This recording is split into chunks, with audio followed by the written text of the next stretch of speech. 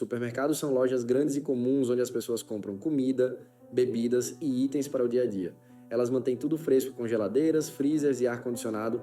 Milhões de famílias vão a esses lugares toda semana para pegar frutas, carnes, leite e pães. Mas quando um supermercado fecha de repente e ninguém cuida dele, pode virar um problema grande. Essa é a história do supermercado Mexia, em Fort Worth, no Texas. Ela aconteceu em 1999 e mostrou como um erro simples pode criar um risco biológico perigoso. O prédio do Mexia ficava na rua Hemphill Street, número 3900, em um bairro pobre de Fort Worth. Antes de ser Mexia, ali funcionava uma loja chamada Daniel's Food Store. Em 29 de maio de 1994, algo ruim aconteceu lá. O gerente de 18 anos, Eduardo Lopes, foi morto durante um assalto. O corpo dele foi achado dentro do freezer de armazenamento. A polícia nunca pegou o culpado e o caso ficou sem solução. O prédio ficou marcado por isso, mas a Advance Investment Corp, uma empresa de dois donos de origem laosiana chamados Dung Cheng e Kung Song, quis recomeçar tudo. Em 1998, a empresa pegou um empréstimo de $975 mil do Banco Commercial Bank Texas. O plano era abrir um supermercado para ajudar a comunidade local, que precisava de opções baratas de comida. A loja Mexia Supermarket abriu no final daquele ano por volta de dezembro. Era um prédio grande, com 3.300 metros quadrados, ou cerca de 36 mil pés quadrados. Tinha prateleiras cheias de produtos: carnes frescas, laticínios, frutas, vegetais, enlatados e itens congelados. Os clientes do bairro iam lá para compras rápidas e no começo parecia que ia dar certo. Mas os números não batiam. A loja não vendia o suficiente para cobrir os custos. A Advance Investment Corp acumulou uma dívida de mais de $1.140.000 com credores. Em junho de 1999, a empresa parou de pagar o empréstimo. Em julho ou agosto, as fontes variam um pouco, mas foi no verão, o Mexia fechou as portas de vez. Os donos trancaram o lugar e foram embora.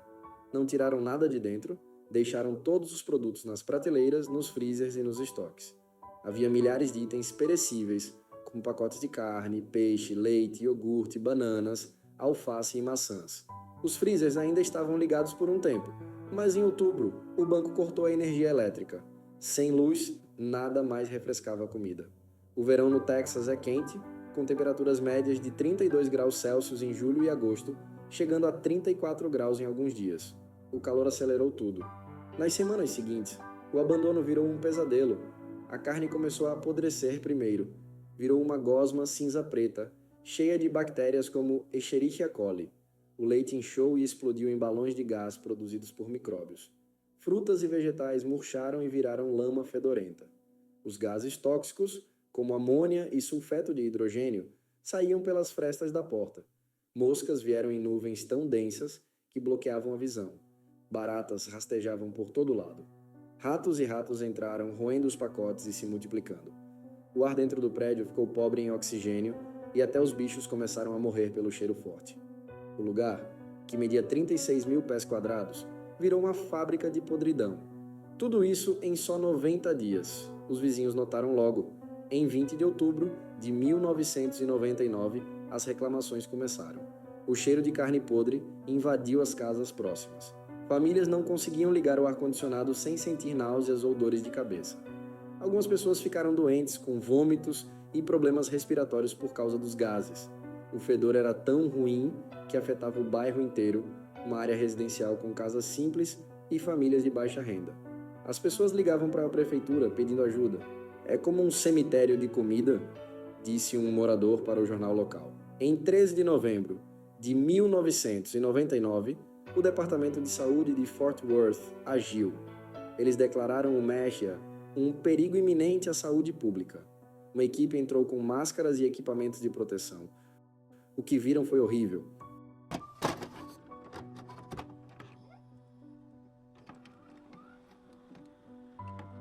Prateleiras cobertas de gosma, chão escorregadio de suco podre e enxames de insetos.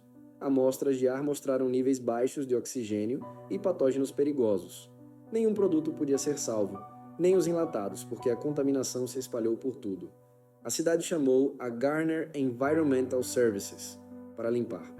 A operação começou em 16 de novembro e durou até 30 de novembro. Os trabalhadores usavam trajes hazmat completos, como os de risco nuclear, biológico e químico. Eles precisavam de máscaras de oxigênio porque o cheiro era insuportável. Uma mistura de podre, doce e ácido que queimava os olhos. Não dava para usar máquinas grandes no começo para não espalhar os bichos. Então eles pegaram pás e garfos manualmente. Removeram a comida apodrecida aos punhados, colocavam em sacos plásticos grossos e selavam. Cada saco ia para contêineres e depois para um aterro sanitário especial. Eles limparam cada centímetro do piso, das paredes e das prateleiras com desinfetantes fortes. Os ratos corriam e as moscas voavam para fora quando abriam as portas. No final do dia, os trabalhadores tinham que se desinfectar inteiros antes de sair. O custo total foi de cerca de $100 mil. A cidade pensou em queimar o prédio, mas desistiu porque isso soltaria os insetos e ratos para as casas vizinhas. Mesmo depois da limpeza, o cheiro não sumiu de vez.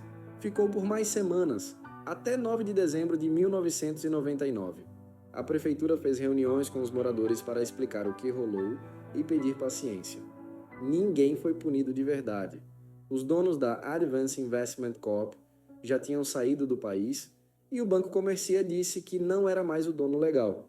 A falência pelo capítulo 7 transferiu tudo para um trustee, mas houve confusão na comunicação. A cidade poderia ter cobrado uma multa ou lien, mas no fim, o contribuinte pagou a conta. O prédio não ficou vazio para sempre. Em 2000, virou uma loja chamada Terry Smart. Depois, em 2016, uma Family Dollar se instalou lá. Em 2022, planejaram transformar em uma Dollar General e uma loja de autopeças. Até hoje, em 2025, o lugar está de pé, vendendo produtos baratos para o bairro. Mas a história do Mexia virou lenda.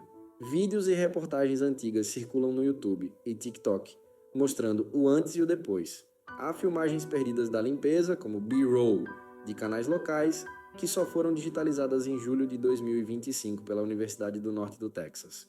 Um episódio do programa Life After People usou o caso para mostrar o que acontece com lojas sem humanos. Essa história ensina uma lição simples. Supermercados dependem de cuidado constante. Sem ele, o comum vira perigoso. O Mexia era só uma loja, mas por causa de dinheiro e descuido, virou uma zona de risco biológico que ameaçou uma comunidade inteira. Os fatos mostram como rápido as coisas pioram, de prateleiras cheias para um inferno de podridão em 3 meses. E no fim, o bairro sobreviveu, mas a memória fica. E aí, gostou do vídeo? Se sim, deixe seu like e se chegou até aqui, comente mercado. Então é isso, obrigado e até a próxima.